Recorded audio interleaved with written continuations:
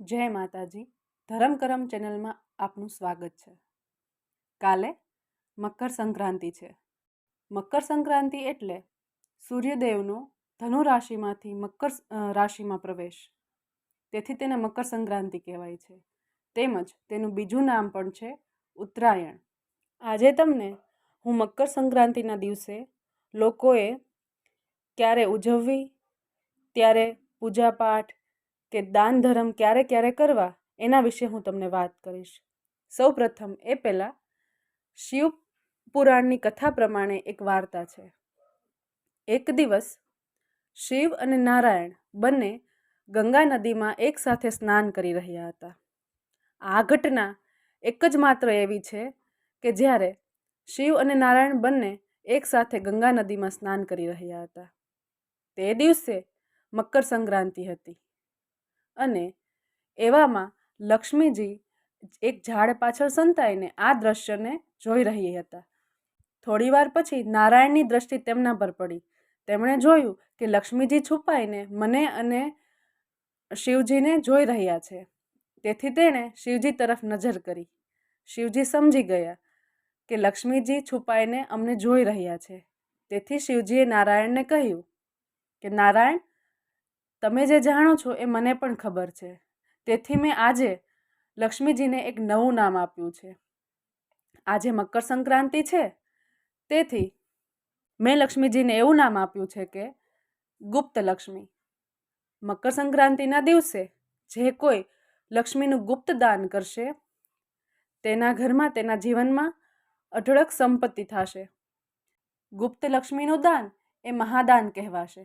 તેથી આજથી મકર સંક્રાંતિના દિવસે લક્ષ્મીજીનું નામ ગુપ્ત લક્ષ્મી પણ પડ્યું હતું. બીજી કથા અનુસાર દેવ ઋષિ નારદ ત્રણેય લોકમાં ભ્રમણ કરતા હોય છે, પરંતુ જ્યારે તેમને કોઈ દેવ પાસે જવાનું હોય ત્યારે તેમને તેના દરબાન પાસેથી આજ્ઞા લેવી પડતી હતી અંદર જવા માટે. એકવાર નારદજી વિષ્ણુ ભગવાન પાસે ગયા. વિષ્ણુ ભગવાને કહ્યું, આવો નારદ, કેમ આવવાનું થયું? તો નારદજીએ વિષ્ણુ ભગવાનને કહ્યું, પ્રભુ, મારે જ્યારે પણ ક્યાંય જવું હોય અથવા તમારી પાસે કે પ્રભુ પાસે આવવાનું થાય તો મારે દરબાન પાસેથી આજ્ઞા લેવી પડે છે. તો કંઈક એવું કરો ને કે મને એક એવું કંઈક વરદાન આપો કે જેથી મારે કોઈ પણ જગ્યાએ જવું હોય તો મારે કોઈની આજ્ઞાની જરૂર ના પડે. તો તેનો ઉપાય બતાવતા વિષ્ણુ ભગવાને નારદજીને કહ્યું કે મકર સંક્રાંતિના દિવસે તમે શિવ નામનું 14 વાર દાન કરજો. આ દાનથી શિવજી પ્રસન્ન થઈને તમને જરૂર વરદાન આપશે.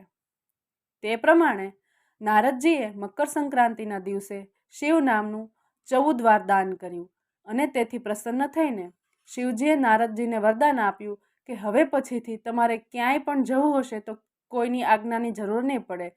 આમ નારદજી ત્રણેય લોકમાં ગમે ત્યારે તેની ઈચ્છા મુજબ વિહાર કરી શકે છે અને ત્યારે તેને કોઈની પણ આજ્ઞાની જરૂર પડતી નથી.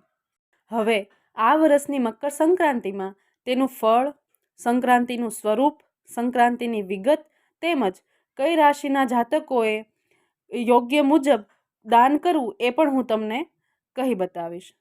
વિક્રમ સંવત 2080, રાક્ષસ નામ સંવત્સર, શાકે 1945, શોભન નામ સંવત્સર, ઉત્તરાયણ શિશિર ઋતુ, પોષ સુદ ચોથ પાંચમ સોમવાર, તારીખ 15/1/2024ના રોજ સૂર્યનારાયણ મકર રાશિમાં રાત્રિના 2:44 પ્રવેશ કરે છે.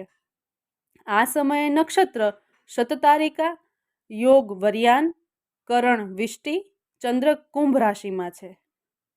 તો આ વાત હતી મકર સંક્રાંતિની. હવે તેનું સ્વરૂપ શું હશે?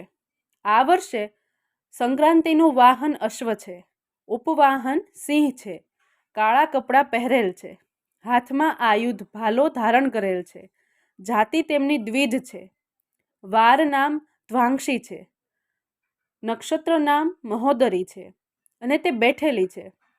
કઠોળ ખાતી અને દુર્વાનું પુષ્પ ધારણ કરેલ છે, સોનાના આભૂષણ ધારણ કરેલ છે, સામુદાય મુહૂર્ત 15 છે, દક્ષિણમાંથી આવીને ઉત્તર તરફ જાય છે, તેની દ્રષ્ટિ ઈશાન તરફ છે, મુખ તેનું પશ્ચિમ તરફ છે, જેથી દક્ષિણ અને ઈશાન દિશાના લોકોને સુખ મળે. સંક્રાંતિ માટે એમ મનાય છે કે જે વસ્તુઓ કે વ્યક્તિઓ સાથે સંક્રાંતિને સંબંધ થાય છે તે વસ્તુ મોંઘી થાય છે તથા તેની સાથે સંબંધ ધરાવતી વ્યક્તિઓને ત્રાસ થાય છે. મુહૂર્ત 15 સામ્યાર્થ છે, જેથી વરસાદ મધ્યમ સારો રહે.